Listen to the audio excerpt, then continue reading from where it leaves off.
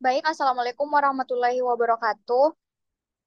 Selamat siang, Ibu dosen dan teman-teman sekalian. Sebelumnya yang saya hormati Ibu Irma selaku dosen mata kuliah Gizi Bencana. Dan yang saya hormati teman-teman sekalian. Pada siang hari ini saya Suci Ramadhani A sebagai moderator dari kelompok 4 yang akan membahas mengenai manajemen respon gizi pada masa tanggap darurat. Untuk mempersingkat waktu, saya persilakan kepada pemateri pertama untuk memaparkan materinya.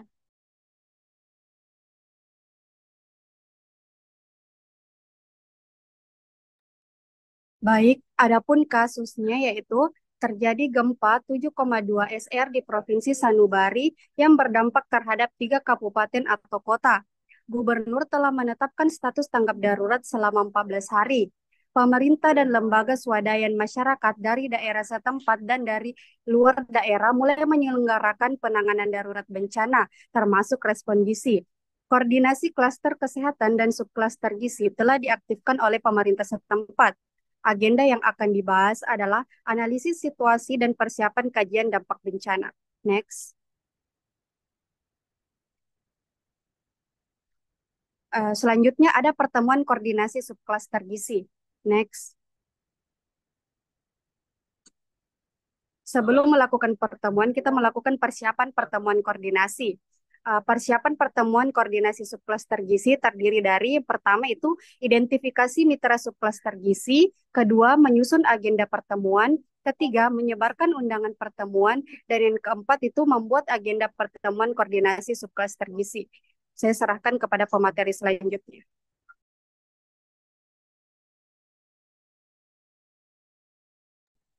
Selanjutnya, pelaksanaan pertemuan koordinasi. Topik-topik pembahasan pada pertemuan koordinasi subklaster gizi antara lain, yang pertama, identifikasi pelaku penanggulangan bencana di bidang gizi serta memetakan sumber daya dan wilayah kerja mitra subklaster gizi. Yang kedua, koordinasi pengkajian cepat dan analisa kebutuhan. Yang ketiga, penyusunan rencana respon gizi. Yang keempat, koordinasi dan kerjasama dengan sektor atau subklaster atau klaster lain yang terkait dengan upaya pelaksanaan pelayanan gizi. Yang kelima, pedoman dan standar yang digunakan. Yang keenam, peningkatan kapasitas SDM. Yang ketujuh, pemantauan evaluasi pelaporan dan pembelajaran. Yang kedelapan, advokasi untuk mendukung respon gizi. Next. Kemudian yang kesembilan, memfasilitasi penyusunan rencana tindak lanjut termasuk menyepakati jadwal pertemuan berikutnya. Yang ke-10, memastikan isu-isu terkait anak dan perempuan penyandang disabilitas dan dukungan untuk kelompok tersebut dimasukkan ke dalam rencana kerja. Saya serahkan ke pemateri selanjutnya. Selanjutnya ada kajian dampak bencana. Yang pertama, ada pelaksanaan kegiatan kajian dampak bencana. Perencanaan adalah tahapan pertama dari siklus kajian dampak bencana untuk merencanakan pengkajian kebutuhan. Yang kedua, pengumpulan data. Sumber data terbagi menjadi dua, yaitu data primer dan data sekunder. Data primer adalah data yang diperoleh secara langsung, sementara data sekunder adalah data yang diperoleh dari sumber yang sudah ada. Yang ketiga ada analisis. Analisis berkegiatan pengamatan terhadap kondisi gizi masyarakat yang bertujuan agar pengambilan keputusan dalam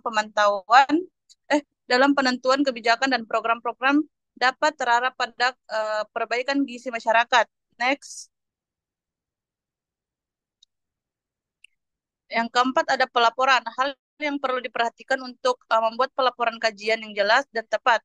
Yang pertama, pelaporan secara jelas dan transparan metode, batasan, dan kepercayaan dari atas temuan. Yang kedua, gunakan istilah-istilah kunci yang didefinisikan dengan jelas dan menghindari kesalahpahaman. Yang ketiga, bedakan antara asumsi dan informasi yang diverifikasi. Yang keempat, sertakan peta atau visualisasi. Yang kelima ada diseminasi. Strategi diseminasi harus memberikan detail, format, dan seluruh yang berbeda untuk audiens yang berbeda dalam serangkaian laporan, catatan, atau briefing. Berikut adalah beberapa hal yang dapat dipertimbangkan dalam perencanaan seminar hasil laporan kajian tersebut. Next, saya berikan ke pemateri selanjutnya. Yang selanjutnya yaitu intervensi gizi. Satu, pemberian makan bayi dan anak atau PMBA.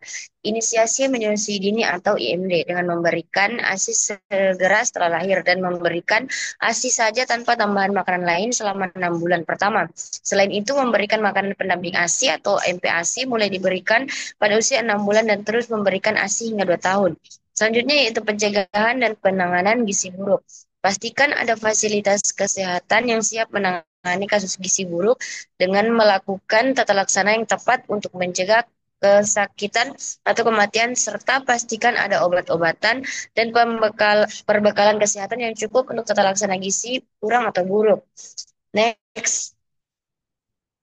Selanjutnya yaitu suplemen gizi. Berikan suplementasi gizi yang diperlukan seperti tablet tambah darah untuk ibu hamil dan remaja putri untuk memastikan status hemoglobin optimal. Yang keempat, dukungan gizi pada kelompok rentan. Membuat menu khusus untuk lansia di dapur umum karena kebutuhan nutrisi mereka berbeda-beda, termasuk kelompok rentan lainnya seperti ibu hamil, ibu menyusui, dan penyandang disabilitas. Next.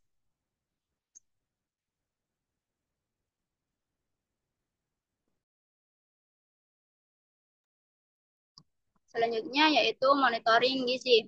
Pada masa prabencana yang monitoring yang dilakukannya itu pengumpulan data awal dengan mengidentifikasi wilayah rawan bencana dan melakukan sosialisasi serta pelatihan petugas kesehatan. Kemudian persiapan sumber daya dengan menyusun rencana intervensi gizi dan menyiapkan bahan makanan yang sesuai. Kemudian pada masa tanggap darurat, monitoring dilakukan dengan cara pemantauan status gizi dengan melakukan pengukuran antropometri seperti berat badan, tinggi badan, dan untuk anak balita setiap bulannya di posyandu. Kemudian konseling gizi memberikan informasi kepada ibu tentang pemberian ASI eksklusif dan makanan pendamping ASI. Next. Kemudian pada masa pasca bencana, monitoring yang dilakukan yaitu evaluasi kegiatan gizi dengan mengumpulkan data perkembangan status gizi korban dan melakukan analisis kebutuhan gizi. Kemudian intervensi nutrisi dengan menyediakan makanan tambahan untuk kelompok rentan seperti balita, ibu hamil, dan lansia. Dan yang selanjutnya itu pelaporan dan tindak lanjut dengan laporan berkala dengan mengumpulkan laporan dari petugas gizi untuk menilai efektivitas intervensi. Pembinaan berkelanjutan dilakukan dengan melatih kader kesehatan untuk meningkatkan kapasitas dalam penanganan gizi pasca bencana. Baik, saya serahkan ke moderator. Baik, itulah tadi penjelasan materi mengenai materi dari kelompok kami, yaitu kelompok 4. Sebelum saya menutup presentasi kali ini, adapun kesimpulan dari materi kami yaitu pada masa tanggap darurat bencana, gempa bumi menekankan pentingnya pemenuhan kebutuhan nutrisi bagi kelompok rentan seperti bayi, balita, ibu hamil, dan lansia. Mungkin itu saja hasil presentasi dari kami kelompok 4. Saya tutup. Wassalamualaikum warahmatullahi wabarakatuh. Waalaikumsalam warahmatullahi wabarakatuh.